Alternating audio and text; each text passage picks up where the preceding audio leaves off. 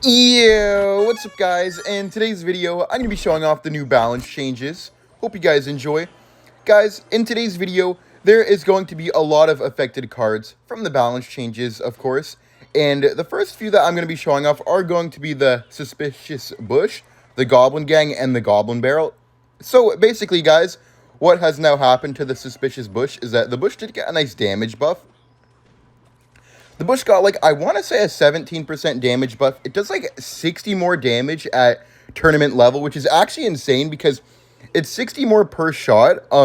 It does a lot of more damage now. So when or if your bush does reach the tower, it is a lot more threatening now because obviously before, if a bush did end up getting to your tower, it wouldn't really be that bad. Like, you guys know the bush already did a decent amount of damage, but it didn't do, like, a crazy amount of damage. So even if it did get to your tower and it did some damage, it wasn't the end of the world.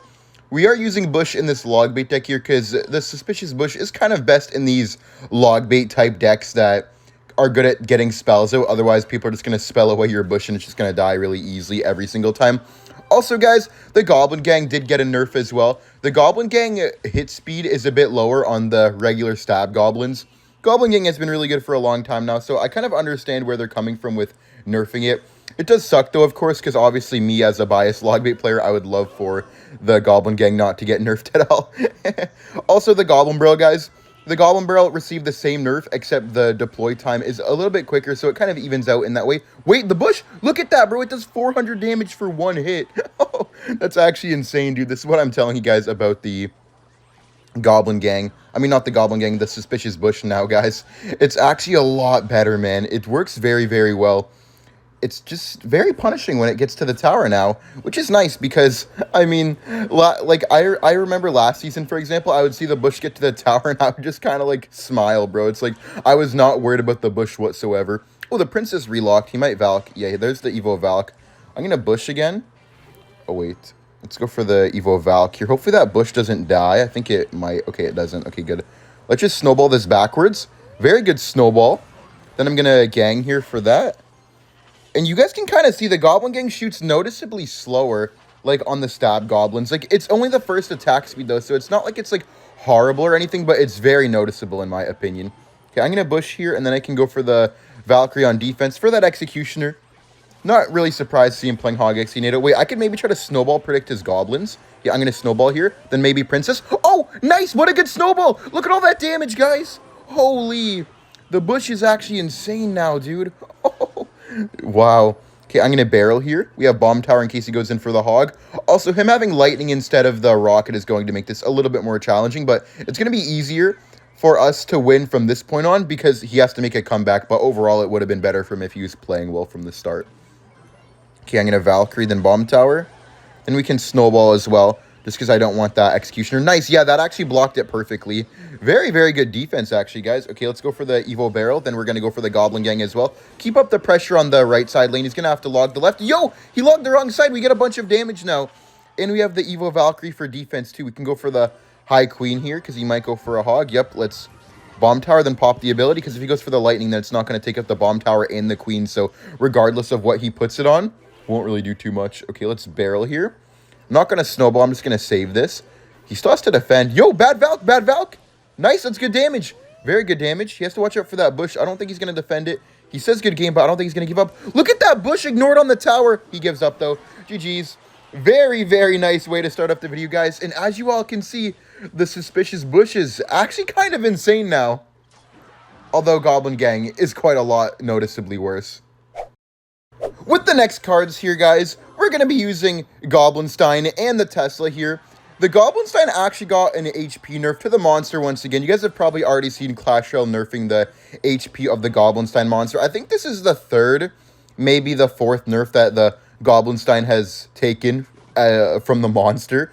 The Goblinstein monster, just like maybe like a tiny bit of HP. I think it's like maybe 200 HP or something like that. It's nothing like insane, but I feel like with the amount of nerfs that the Goblinstein has gotten, but with how strong it is, I feel like it's only like one or two small nerfs away from being much worse, which is nice because obviously Goblinstein has been dominating the game for some time now. And we also have the Evo Tesla in here as well. Evo Tesla got a buff to the pulse damage, so before the pulse damage, in my opinion, felt a little bit underwhelming. Once you would finally get to that Evo Tesla, it would just feel like a regular Tesla with a little bit of a shockwave at the beginning, maybe clearing out some bats, which was good, but I feel like it wasn't really competing with some of the other better stuff, like, for example, the Evo Cannon. Evo Cannon was just so much better, in my opinion, but I also don't know if that says that the Evo Tesla needed a buff, or if it just says that the Evo Cannon needed a nerf. One thing I will say, guys, that I definitely did expect the Evo Cannon to be getting a nerf in the balance changes, so a little bit disappointed on that, but it's not really the end of the world, I guess, but, you know, of course I would have liked that. All good, though, guys. Not the end of the world, you know, still having a Tesla buff is nice, I would say, because I feel like Tesla has been not bad, but a little bit underpowered for quite a little bit now. And that was a beautiful defense, guys. I'm not sure if you noticed, but I used the Ice Spirit and the Skeletons just to counter the Mega Knight and the Bandit for a +8 elixir trade while also activating my King Tower. Also, guys, for the final card being affected in this deck that I didn't even get to speak about yet, haven't really used it though, is the Tornado. Tornado got a damage nerf as well, so now instead of the Tornado doing 168 damage, it does 84 damage at tournament level, so just like a 50% nerf to the damage.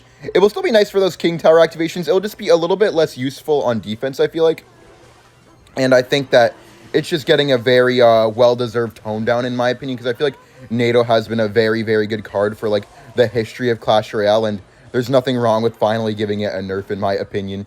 Dude, we could almost have 3 magic archers down.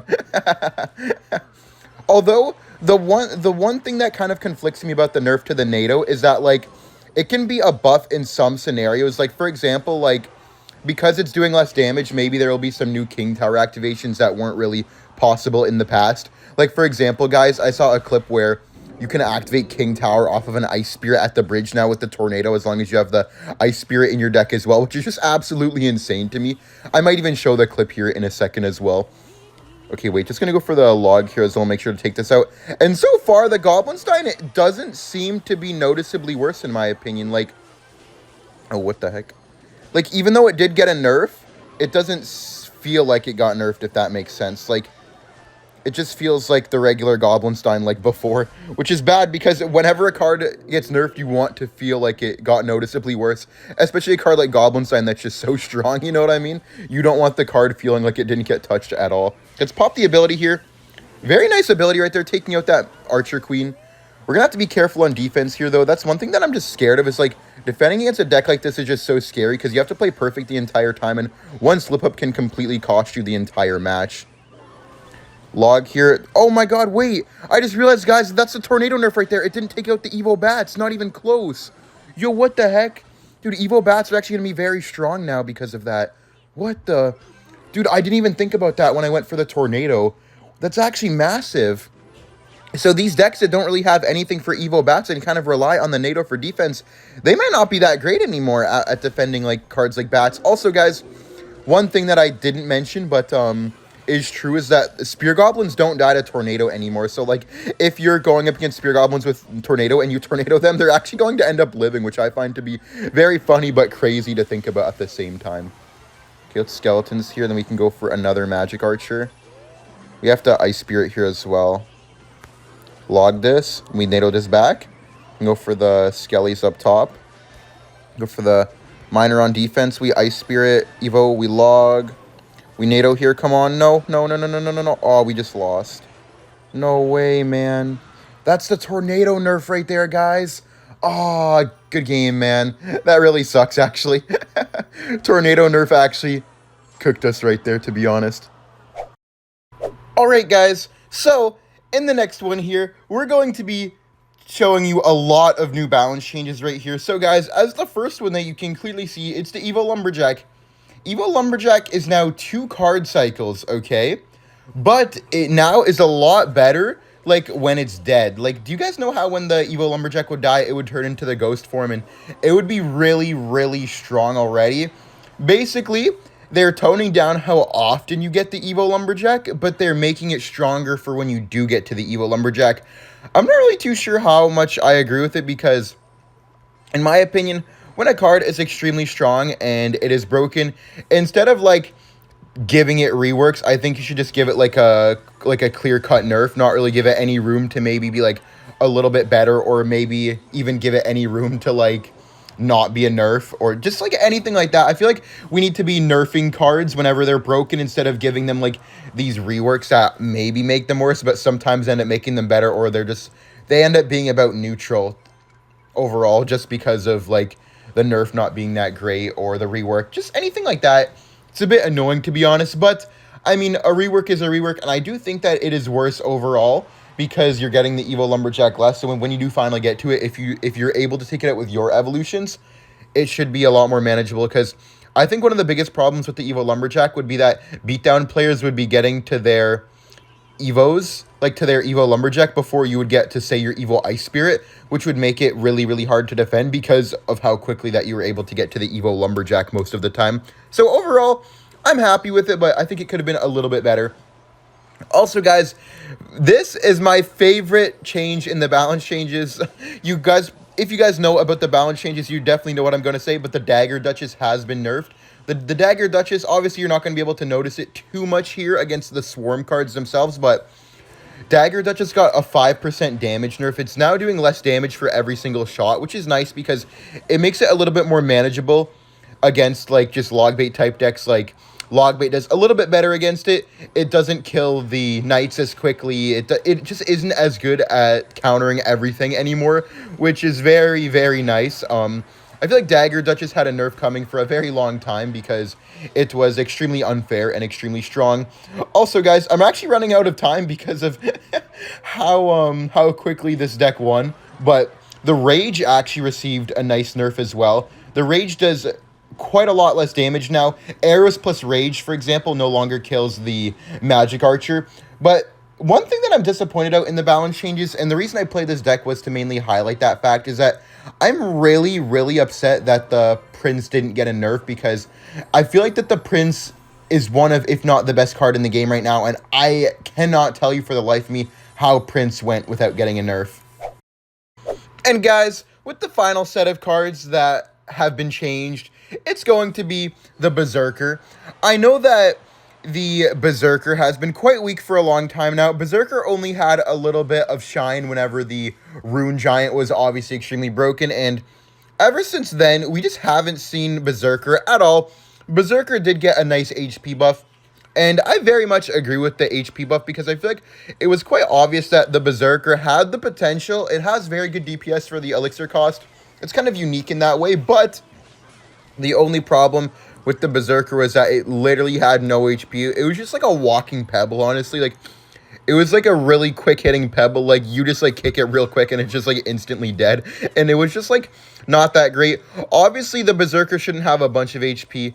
It's only 2 elixir, but also whenever you do drop it, it would only do good DPS, you know, if it didn't instantly get wiped off the map. And against a lot of cards, it would just get instantly wiped off the map. So this HP buff is going to help the Berserker out quite a bit.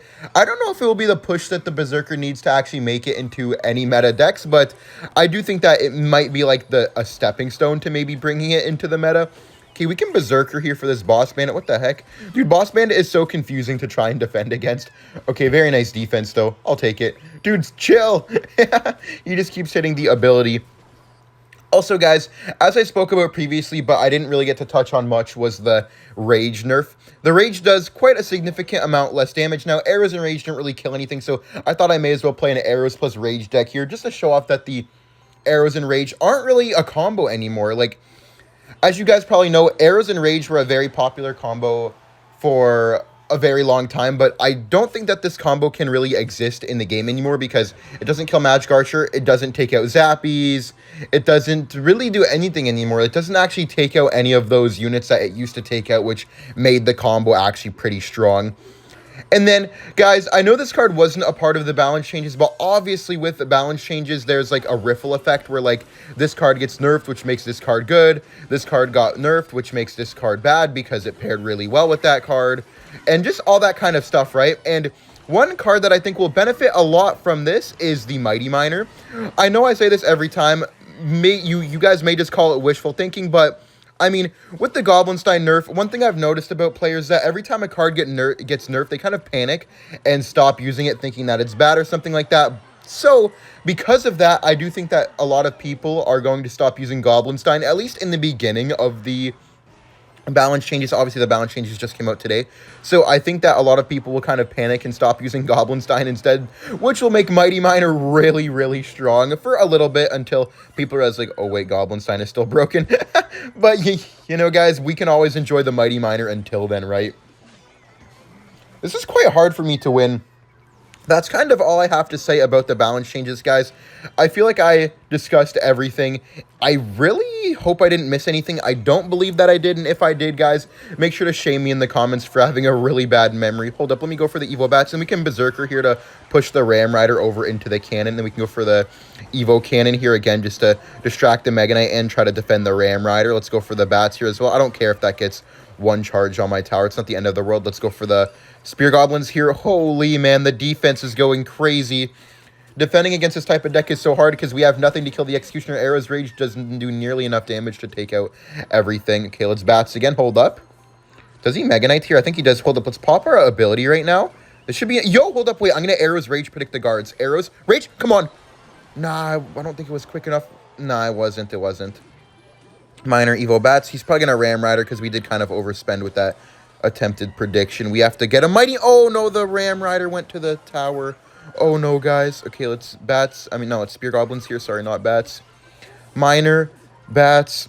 By the way, guys, sorry for maybe not the greatest gameplay. This video, I mean, you guys probably understand that it wasn't like a gameplay-centered video. It was mainly just me playing with some of the new stuff and testing. And obviously, with me playing all the nerfed cards that may not be good anymore, going to lead into some more losses. But also, it was more me playing on autopilot as well. Looks like we're going to lose this one, unfortunately, but it happens, guys. It happens. I mean, maybe we could make a crazy comeback, right? I mean, if there's a will, there's a way. If there's a will, there's a way, right, guys? GG's. All right, guys. Thank you all for watching. Like and subscribe if you enjoyed, and I will see you all in the next video. Bye, guys. Have a great day. I'll see you all later.